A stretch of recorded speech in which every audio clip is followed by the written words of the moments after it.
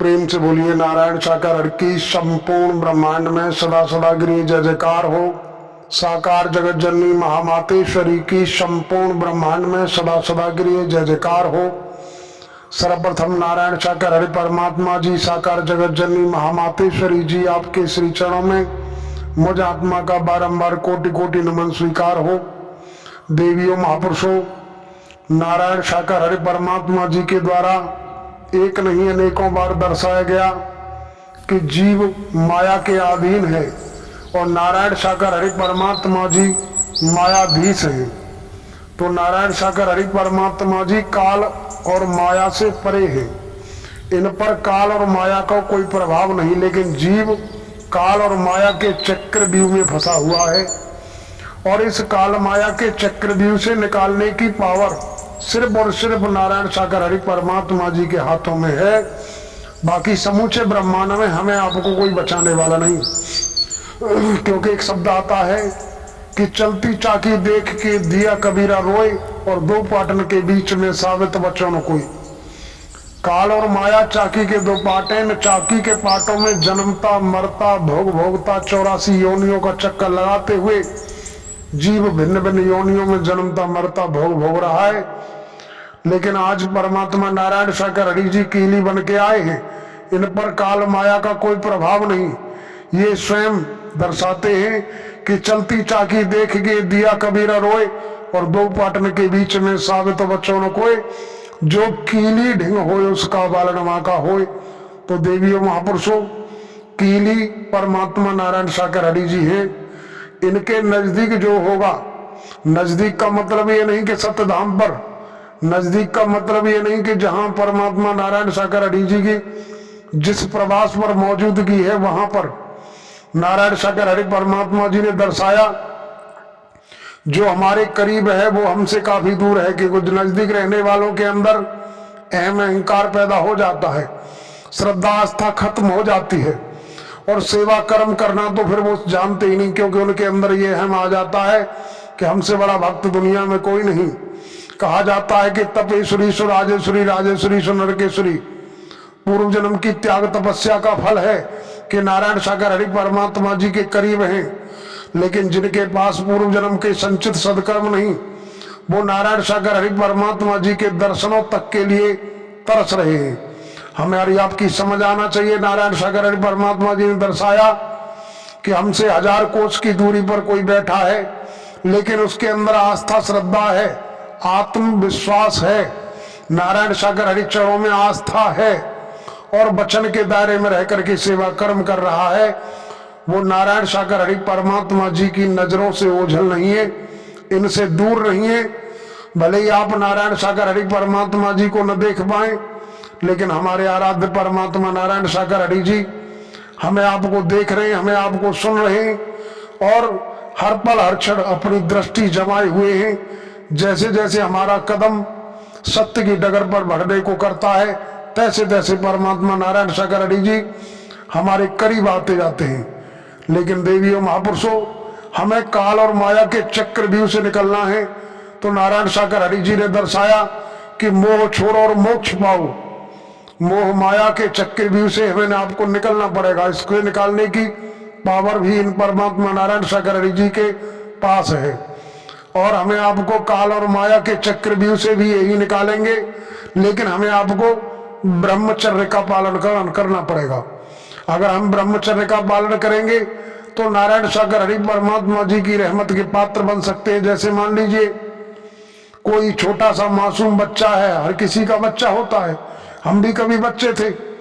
बच्चा अगर अचानक किसी तरीके से पेट खराब होने के कारण या रोजाना की अपनी आवश्यकता होती है सोच क्रिया की, तो बच्चा अगर कपड़ों में ही लैट्रिन कर लेता है, तो ऐसी स्थिति में हर एक महापुरुष, हर एक कोई देवी महापुरुष का फर्ज बनता है, भले ही बच्चे से कितना ही लाड़ प्यार करते हो, पहले बच्चे की गंदगी साफ करेंगे, स्वच्छ कपड़े पहनाएंगे, उसके बाद ही गोद में उठाएंगे।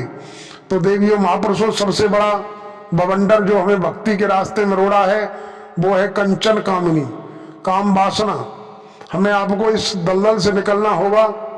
हम ये नहीं कह रहे कि पूर्ण रूप से हमें बैरागी होना है, गृहस्थ में रहना है, परिवार में रहना है तो रहें, लेकिन समय काल परिस्थितियों को देखते हुए आवश्यकता के अनुसार।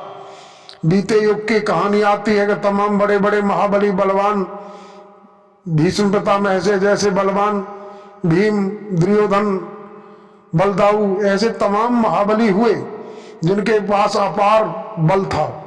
लेकिन वो पहले की दशा ये थी कि पहले किन्हीं स्त्री पुरुष का मिलन होता था तो वो समय के हिसाब से होता था।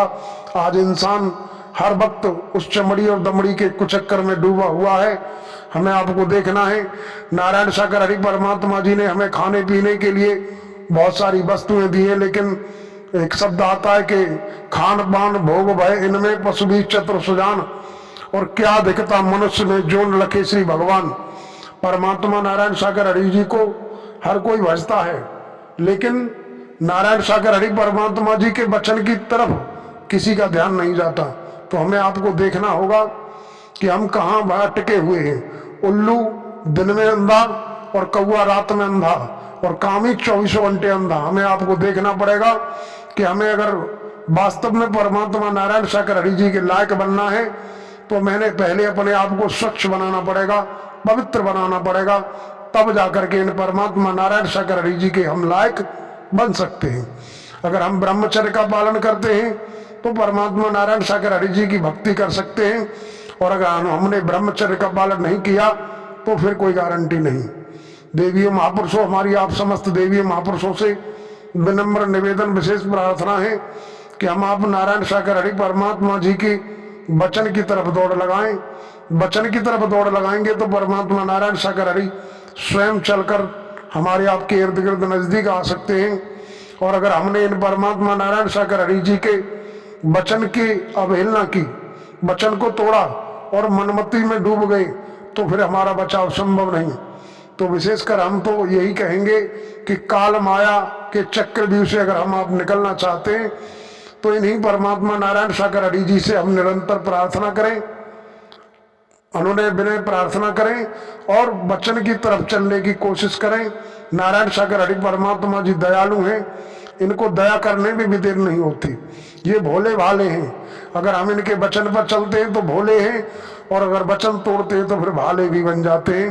तो हमें आपको देखना है, नारायण सागर हरि परमात्मा जी को सिर्फ जुबान से नहीं, अंतर मन से, अंतरात्मा से इनको पुकारना होगा।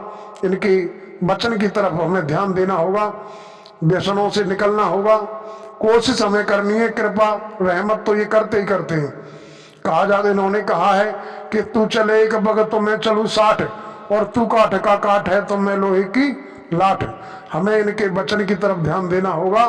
हम इनके नजदीक पहुंचने का सबसे सच्चा सरल साधन इनका वचन है, क्योंकि इन्होंने कई बार कहा है कि वचन ही वरदान है और वचन ही श्राप। जो वचन के दायरे में है वो वरदान का पात्र है, और जो वचन तोड़ता है वो श्राप का पात्र है। तो हमें आपको देखना है, वरदान चाहिए तो वचन की तरफ तो हमें ध्यान देना पड़ेगा।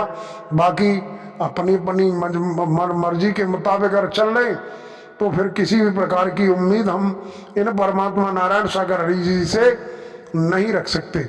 और हम इन्हीं शब्दों के साथ अपने शब्दों को विराम लगाते हैं। पुनः एक बार फिर आग्रह करते हैं आपके चरणों में कि हम काल और माया के चक्रव्यूह से निकल सकते हैं। तो इन परमात्मा नारायण सागर हरि जी से प्रार्थना करते हुए इनके नजदीक पहुंच करके ही हमारा बचाव होगा। बाकी निकट भविष्य में मानव धर्म, सत्य धर्म की स्थापना होगी, और उस समय काल और माया के चक्रव्यूह में फंसे हुए जीव किस तरह से घोड़े की तरह पिस जाएंगे, फिर बचाव संभव नहीं होगा। आज मौका है, समय है, वक्त है, ये गोल्डन चांस, सुनहरा अवसर हमें आपको मिला है। देवियों महापुरुषों, जब परमात्मा नारायण सागर हरि साकार में दर्शन दे रहे थे, ब्रह्मवाणी दे रहे थे, तो निरंतर दर्शाते रहे कि यहाँ आने के महत्व को समझो, वाणी के प्रभाव को समझो, दर्शन के महत्व को समझो, सेवाओं के परम महत्व को समझो। लेकिन हमने आपने उस समय इन परमात्मा नारायण सागर हरि जी को सुना, लेकिन सुनने के बाद अनसुना करते रहे, मनमानी करते रहे। आज दर्शनों का काल पड़ गया, ब्रह्मवाणी का काल पड़ गया, सेवा तो कहीं मिल ही नहीं रही है। तो हमें आपको देखना है कि आज जो मौका है, समय है, कहीं कल फिर हमें पछताना ना पड़े। आज कम से कम थोड़ा बहुत कहीं न कहीं सत्य धाम पर जाने आने का मौका मिल रहा है। जब मानव धर्म सत्य धर्म की स्थापना होगी उस समय हमें आपको शायद हो सकता है कि धाम पर भी जाने का मौका न मिले। किस तरीके से होगी, क्या होगा, वो तो उस विषय में तो हम कुछ नहीं कह सकते, लेकिन हम तो यही कहेंगे कि आज मौका है, समय है, इस मौके को हमें नहीं गंवाना है, वचन के तहत चलने की कोशिश करनी है। इन्हीं शब्दों के साथ हम विराम लगाएंगे अपने शब्दों को। प्रेम से बोलिए नारायण साकार हर की संपूर्ण ब्रह्मांड में सदा सदा गिरी जय जयकार हो। साकार जगत जननी महामातेश्वरी की संपूर्ण ब्रह्मांड में सदा सदा गिरी जय जयकार हो।